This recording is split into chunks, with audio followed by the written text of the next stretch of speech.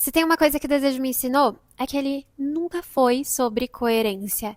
O desejo é fluido como um rio, é encruzilhada. E se você acha que vai organizar o desejo em pastinhas, boa sorte, porque ele não vai caber aí. Na última semana no confessionário dos desejos da Subversiva, lá no Stories, a gente conversou sobre cuckold. Você já sentiu vontade de experimentar esse fetiche sendo um dominador do BDSM? Cuckold é aquele fetiche em que o homem gosta de assistir a sua parceira tendo relações com outras pessoas, no geral homens. E o dominador no BDSM é a pessoa que assume a liderança, exerce o poder de maneira consensual e conduz a situação. A nossa conversa foi mais ou menos assim. Sou dom e tenho um fetiche em seco cold. Isso me faz lembrar de uma das frases do meu manifesto da desobediência, que é a minha favorita, eu acho, e ela diz assim: tudo que disserem que eu sou o contrário. Porque o desejo nunca foi sobre coerência e ele tá mais pra encruzilhada. A doutora Clarissa Píncola, ela usa uma metáfora que eu acho bem didática. Ela diz que o desejo vem em ondas. Ele é onde tudo se encontra, se mistura, se dobra e se desfaz. E é por isso que eu truco muito aquele discurso que pra praticar BDSM tem que ser o fetiche, pelo tesão, pela vontade, como se desse pra limpar quem a gente é, pra viver uma experiência, né?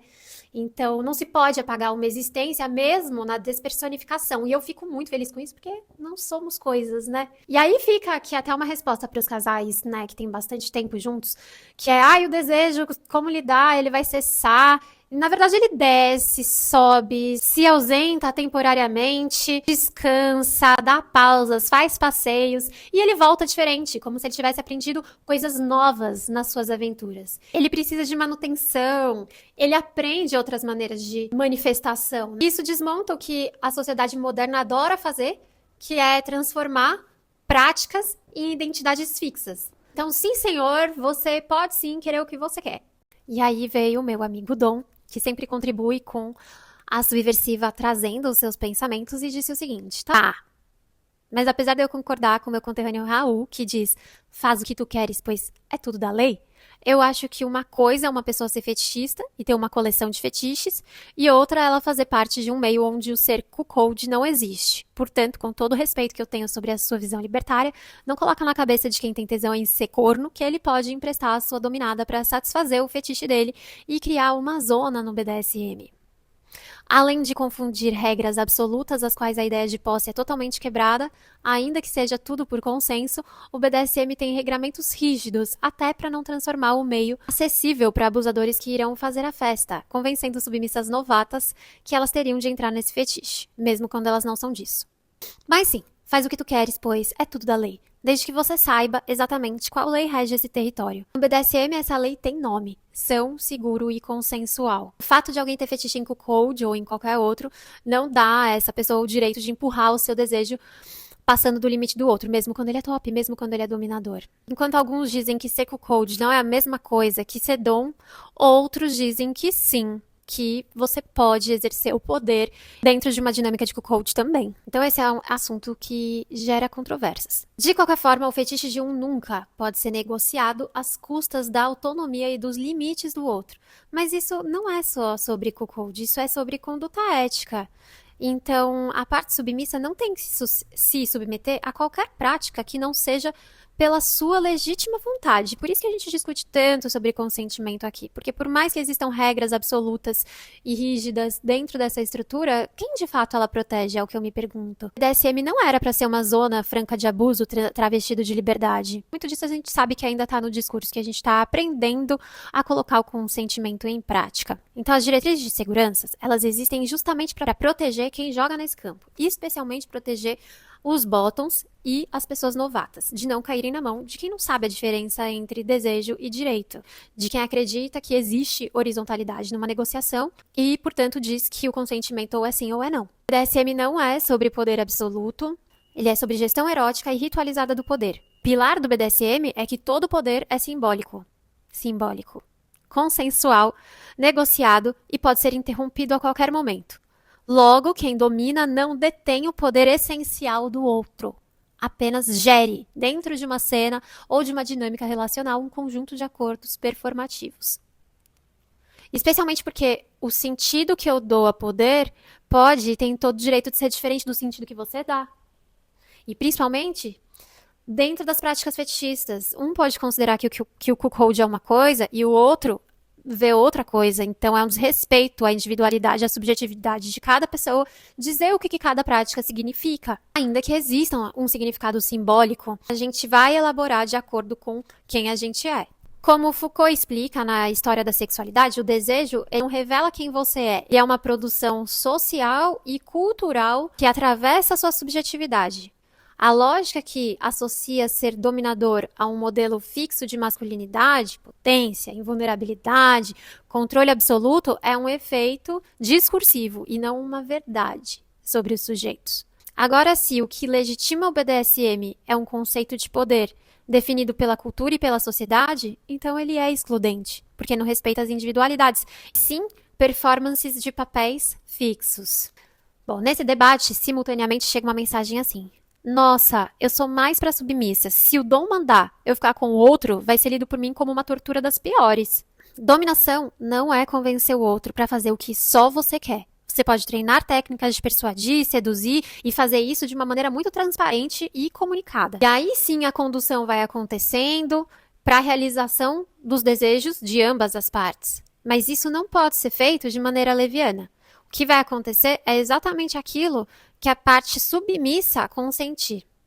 O BDSM é um jogo para pessoas conscientes dos seus limites, conscientes de onde existe a possibilidade de flexibilizar e de onde é inegociável. É um jogo que exige responsabilidade sobre as próprias decisões. É um jogo que treina a nossa capacidade de negociar. O papel da parte submissa não é só agradar quem domina, mas é principalmente defender os seus interesses, preservar os seus espaços e dar passos de acordo com o seu próprio ritmo, e não pela manutenção da dinâmica relacional. E aí, dando sequência à conversa com o dominador baiano, um cheiro, meu bem. Se isso for pontual, ele disse, né? Beleza, mas se passa a ser frequente, há uma inversão de papel. Também não vejo problema se for consentido, mas por que a preguiça de mudar a nomenclatura se o jogo mudou?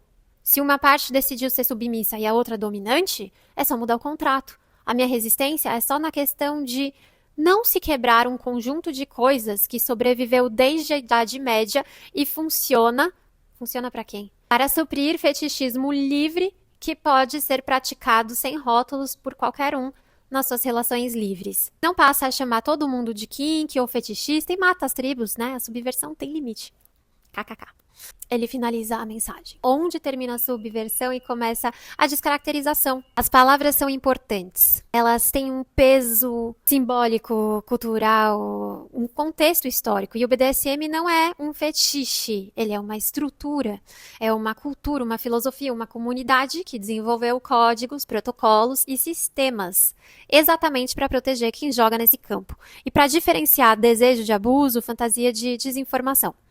Quando alguém se apresenta como dom, sub, switch, bottom ou top, isso não é só um apelido fofo, serve para orientar dentro desse mapa relacional.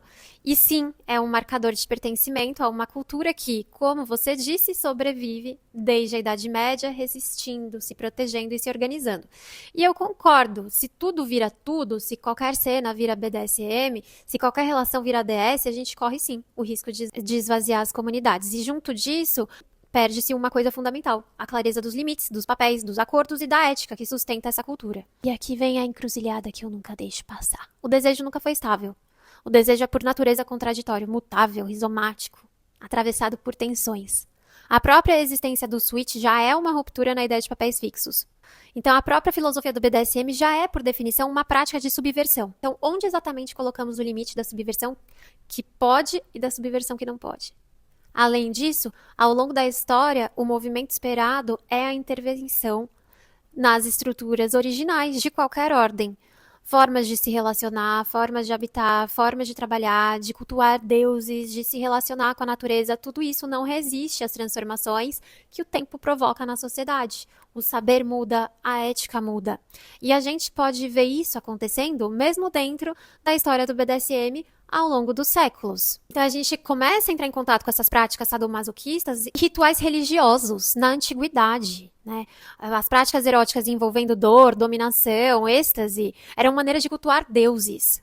Eu gosto muito do culto à deusa Inanna na Mesopotâmia. E lá era muito comum os rituais envolvendo submissão, humilhação e degradação. Enquanto nos cultos a Dionísio, o transe fazia parte da linguagem erótica. A flagelação nos rituais do Egito e da Roma Antiga tinham essas finalidades também. Então, ao longo da história da sexualidade humana, a dor sempre pertenceu ao erotismo. E isso era um facilitador, inclusive, de transcendência do ego nas experiências místicas.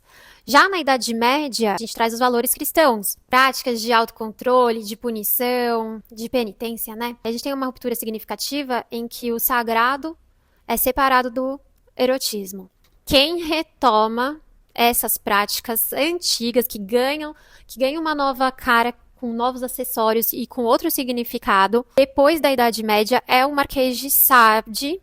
Enquanto ele traz o significado de sadismo, uns anos depois vem o autor de Vênus das Peles, que fala sobre o prazer em ser dominado. E aí a gente tem a origem do termo masoquismo, saher-masoch. Quando vem o Freud, ele vai, no texto fetichismo, ele vai traduzir essa experiência rotulando-as como desvios ou perversões. E aí, no século XX, a gente tem a organização dessas subculturas a partir da estética, a partir dos movimentos artísticos, das festas, dos espaços de debate de educação sexual, unido ao movimento LGBT da época. É só na década de 70, 80 que surge o SSC, as diretrizes de segurança. E eu não sei se você já ouviu por aí, mas essa é uma frase muito comum. Sem consentimento não é BDSM. Então, ao longo dos séculos, quantas transformações já não aconteceram no BDSM? E quando ele se torna, de fato, BDSM? E quanto o saber ancestral continua sendo carregado de valor, e principalmente da necessidade de ser preservado, é um exercício de respeito garantir a existência de uma comunidade e sua tradição. Então eu respeito a estrutura, mas eu também defendo as transformações. Eu não apoio uma prática e outra não, mas ilustrar que há um movimento cultural acontecendo que atravessa a sexualidade de inúmeras maneiras e não é sobre o certo e o errado, é sobre a realidade do momento e da sociedade. Por exemplo, nesse outro comentário que chega, Sub-Hot Wife é incrível. Gosto das suas reflexões. É muito chato ver que hoje exista uma grande problematização do fetiche na internet. Eu me descobri como submisso desde muito novo, mas ao mesmo tempo não me identifico com os outros caras submissos. Tipo, eu me vejo como um submisso ativo. Eu gosto de servir, mas também de conduzir. Então as coisas funcionam pra mim muito mais sendo cookie de submissa. Os padrões não funcionam bem. Acho que um pensamento importante para quem quer fazer parte da comunidade, ser praticante, é qual é, em primeiro lugar? Em primeiro lugar, a minha expressão sexual mais potente, independente dos rótulos, né? Porque se não desaprendermos as performances ensinadas pela lógica dominante, a chance de cairmos nessa armadilha de reproduzir um comportamento que não é nosso e não nos potencializa, ele é real. Não se apeguem aos rótulos, mas sim ao prazer e a como vivê-lo dentro de condutas éticas.